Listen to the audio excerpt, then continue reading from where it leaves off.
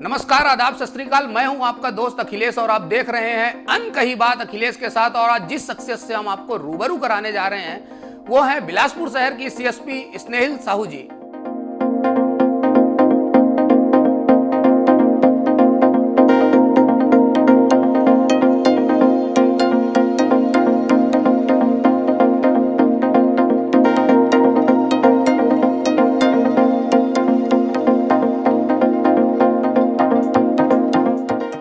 स्नेहिल जी, बहुत बहुत स्वागत है आपका हमारे इस शो में।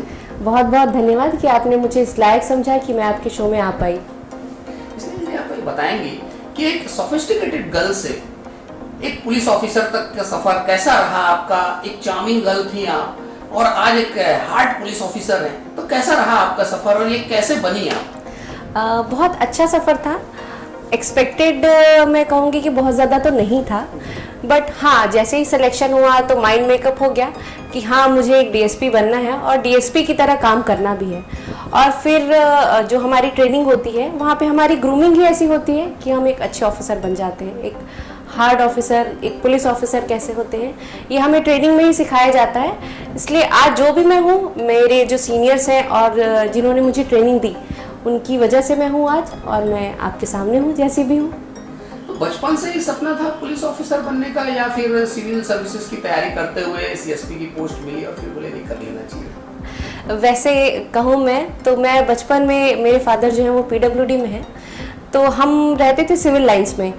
और पापा से मैं पूछा करती थी कि पापा सबसे बड़े कौन होते हैं, तो वो मुझे बताते थे कि आईएएस ऑफिसर, जो कलेक्टर हैं, जिले के कलेक्टर, एसपी, ये सबसे बड़े ऑफिसर्स होते हैं। तो बचपन से मैंने सोचा था कि मैं ऐसा ही कुछ करूँगी।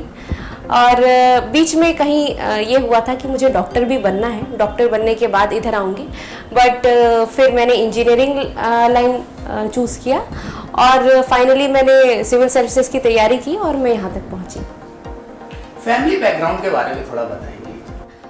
फैमिली में, चूँकि अब मैं मैरिड हूँ, तो मेरे हस्बैंड हैं, डॉक्टर हैं। और वैसे मेरे मदर फादर हैं, मेरा एक छोटा ब्रदर है। और फादर मेरे पीडब्ल्यूडी में है, एसडीओ की पोस्ट में, दुर्ग में पोस्टेड है।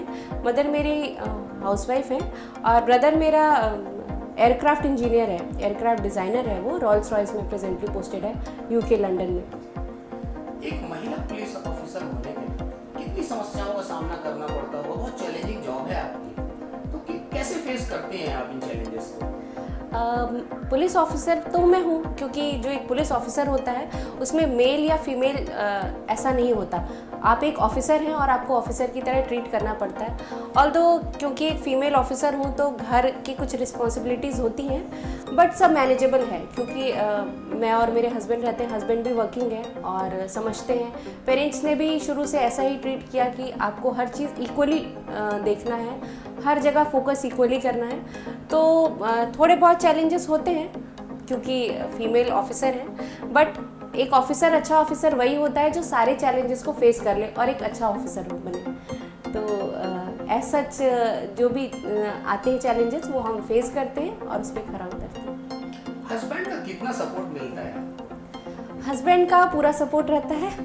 कुछ भी छोटी भी चीज़ रहती है या बड़ी चीज़ रहती है, ऑफिस से रिलेटेड है या घर से रिलेटेड है, तो हम हर चीज़ डिस्कस कर लेते हैं और उसके बाद जो भी सुटेबल रहता है या जो बेस्ट पॉसिबल सॉल्यूशन रहता है, हम उस पर रहते हैं। उन्होंने हमेशा मुझे प्रमोट किया, हमेशा कहा कि नहीं, you have to be a good officer. और कभी मैं ऐसा बोलती हूँ कि मैं नहीं कर पाऊँगी, तो उनका हमेशा ये रहता है, तुम क्यों नहीं कर पाओगी, तुम कर पाओगी। जब अभी तक कर पाई हो तो आगे भी हमेशा कर लोगी। तो जो बाहर का सीएसपी है, क्या कभी कभी घर में भी वो सीएसपी बन जाता है? नहीं, घर में तो ऐसा है कि ना मैं सीएसपी रहती हूँ ना वो डॉक्टर रहते हैं। घर में हम एक हस्बैंड वाइफ की तरह ही रहते हैं और बहुत अच्छे से रहते हैं। मैं अपनी सीएसपी शिप ना घर के गेट में छोड़ के जाती हूँ अंदर। आज का युवा जो कंपटीशन एग्जाम की तैयारी कर रहा है, उन्हें क्या संदेश देना चाहेंगे कि कैसे वो तैयारी करें, कितना पेशेंस रखें? तैयारी देखिए, ये जो सिविल सर्विसेज है, it's all about patience and hard work. Hard work in the sense मैं कहूँगी स्मार्ट वर्क, क्योंकि हार्ड वर्क तो बहुत लोग करते हैं, बट जो स्मार्ट वर्क करता है वो अल्टीमेटली सक्सेस उसको मिलती है।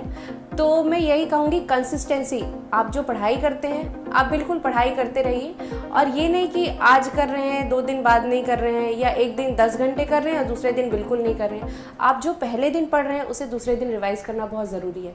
यदि आप हर दिन ऐसा रूटीन बना के करें, या आप एक लेआउट बनाएं कि हाँ मुझे ये चीज़ें करनी है और इतने टाइम ड्यूरेशन में करनी है, तो एक प्रॉपर प्लानिंग, एक स्मार्ट वर्क और एक पेशेंस सबसे ज़्यादा इम्पॉर्टेंट है। अगर आप में ये 3 चीज़ें हैं तो आप बिल्कुल सक्सेसफुल होंगे। इसमें यदि आप कमांडिंग ऑफिसर रही हैं अपने बैच की, जी, तो वो थोड़ा एक्सपीरियंस शेयर करेंगे कि कैसा लगा, आप एक महिला कमांडिंग ऑफिसर सबको लीड कर रही है, तो कैसा एक्सपीरियंस रहा आपका? बहुत अच्छा एक्सपीरियंस था, क्योंकि मेरे पहले हमेशा ये हुआ करता था कि एक मेल ऑफिसर रहते थे। मेरे टाइम में ऐसा हुआ कि पहली बार एक फ़ीमेल ऑफिसर को परेड की कमांड दी गई थी छत्तीसगढ़ में, एकेडमी में अगर मैं कहूँ तो बहुत अच्छा एक्सपीरियंस था। इनिशियली लगा कि मैं कर पाऊँगी या नहीं, बट हमारी जो प्रैक्टिस होती है, प्रैक्टिस के दौरान अच्छा कमांड था, वॉइस भी अच्छी थी, और जो फाइनल डे था जब मैं लीड कर रही थी, मेरे लिए अब तक का सबसे अच्छा मोमेंट था। मैंने सोचा भी नहीं था कि मैं इस लेवल तक आऊँगी।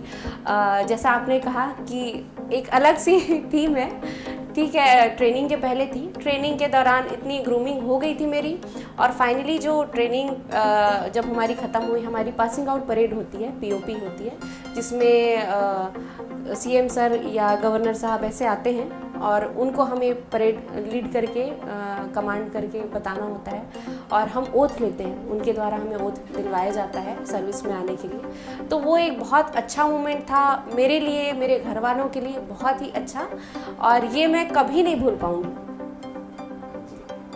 इसलिए जब आप तैयारी करते हैं तब एक आम इंसान रहते हैं, और जब आप पास आउट हो जाते हैं तो एक खास हो जाते हैं जी, तो इस दौरान समाज के लोगों का जो नजरिया होता है वो कितना चेंज होता है, कितना चेंजेस आप महसूस करते हैं? बहुत चेंज रहता है। पहले एक नॉर्मल पर्सन की तरह ट्रीट करते हैं, बाद में एक वही जो मुझे पहले कहा करते थे स्नेहिल, आज कहते हैं स्नेहिल मैम।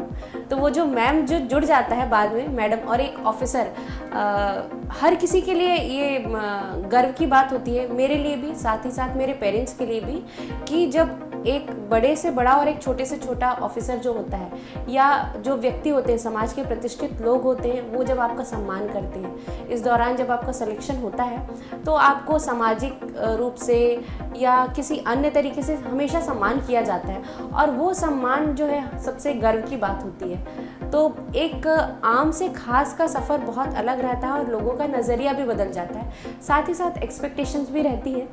तो ये तो एक अच्छे ऑफिसर की क्वालिटी है कि आप सारी एक्सपेक्टेशन पे खरा उतरें। स्नेहिल जी, आपने अपना समय दिया, उसके लिए बहुत बहुत धन्यवाद। धन्यवाद कि आपने मुझे बुलाया और आपने मुझे इस लायक समझा कि मैं यहाँ पर आऊँ और आपसे रूबरू होकर कुछ चर्चा कर सकूँ।